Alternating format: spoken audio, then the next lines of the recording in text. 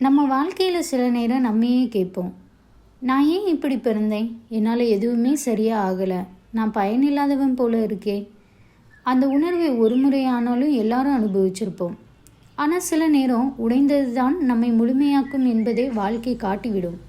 இதோ அப்படிதான் ஒரு கதை. கேடாய் போன மணி. ஒரு சிறிய ஊரில் அரவிந்த் என்பவன் வாழ்ந்தான். வயசு 22. முகத்தில் சாந்தம் இருந்தாலும் மனசில் குழப்பம் நிறைய.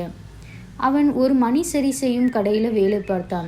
மணி, வாட்ச், டைமர் எது பழுவதாக இருந்தாலும் அதை சரி செய்து விடுவான். ஆனால் அவனுக்கு தோணும், நான் பலருடைய மணியை சரி செய்கிறேன், ஆனால் என் வாழ்க்கை நேரமே நின்று போச்சு. அவன் 2 தடவையும் இன்ஜினியரிங் எக்ஸாம்பிள் ஃபெயில் ஆனான். அவனுடைய நண்பர்கள் எல்லாம் பெரிய நகரத்துக்கு போனாங்க. அவன் மட்டும் அந்த சிறிய கடையில் ஒரு நொடி கூட நம்பிக்கை இல்லாமல் வேலை பார்க்குறான். ஒரு நாள் மாலை நேரம்.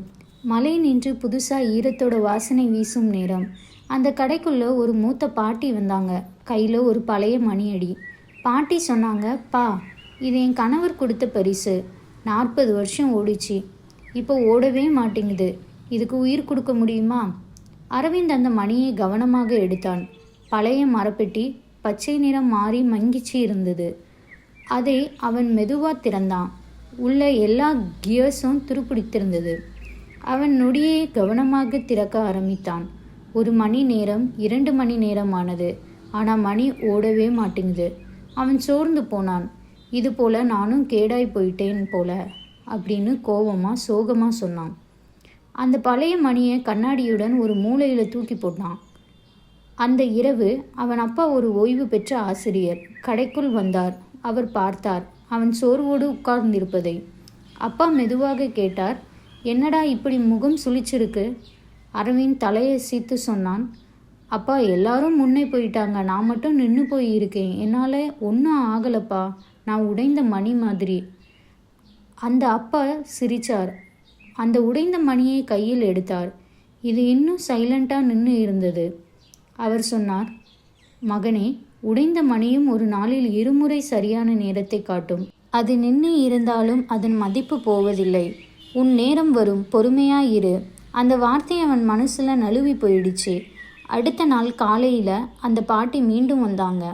அரவிந்த் வெட்கத்தோடு சொன்னான், மன்னிக்கவும் பாட்டி, மணி சரியாகலை. பாட்டி சிரித்தாங்க.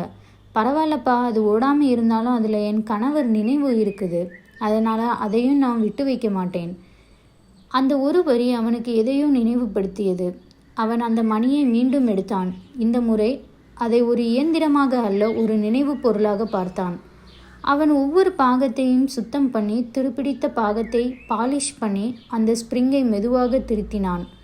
பல மணி நேரத்துக்கு பிறகு அந்த மணி டிக் டிக்குன்னு ஓட ஆரம்பிச்சுது. அவன் முகத்தில் புன்னகை வந்தது. அவன் அந்த மணியை தூக்கி கொண்டு பாட்டியின் வீட்டுக்கு போனான். அதை சுவரில் தொங்க விட்டான். அந்த மணி மீண்டும் தாளம் போட ஆரம்பிச்சது. பாட்டி கண்ணீரோடு சொன்னாங்க, என் கணவரோட பரிசு உயிர் பெற்ற மாதிரி இருக்குப்பா, நீ எவனும் பயனில்லாதவன் இல்லை. அரவிந்த் சிரிச்சான். அவனோட கண்கள் ஈரமாயின. சில நாட்களுக்கு பிறகு ஒரு பத்திரிகை ரிப்போர்ட்டர் அந்த ஊருக்கு வந்தார். அவர் பாட்டியிடம் கேட்டார், இந்த மணியை யார் சரி செய்தது? அவங்க சொன்னாங்க, அரவிந்த் பா, நம்ம ஊருக்கார பையன். அந்த ரிப்போர்ட்டர் அவனை பற்றி ஒரு சிறிய கட்டுரை எழுதினார். மணிக்காரன் அரவிந்த், நினைவுகளுக்கே உயிர் கொடுக்கும் கைகள் என்ற தலைப்பின். அந்த நாள் முதல் பலர் தங்கள் பழைய மணிகளை கொண்டு வந்தார்கள். சில மணி ஓடாமல் இருந்தாலும் சில மனங்கள் ஓட ஆரம்பித்தது. அரவிந்த் வாழ்க்கை அதன் பின் மாறிப்போனது. அவன் ஒரு பழைய மணியை சரி செய்தான். ஆனால் அதோடு சேர்ந்து தன் வாழ்க்கையும் சரி பண்ணி கொண்டான். அவன் ஒரு முறை நினைத்தான், நான் உடைந்தவன். ஆனால் வாழ்க்கை காட்டியது, உடைந்தவங்க தான் ஒளிர்வாங்க என்று. ஒரு உடைந்த மணியையும் ஒரு நாளில் 2 முறை சரியான நேரம் காட்டும். அதுபோல நம் நேரமும் நிச்சயமாக வரும்.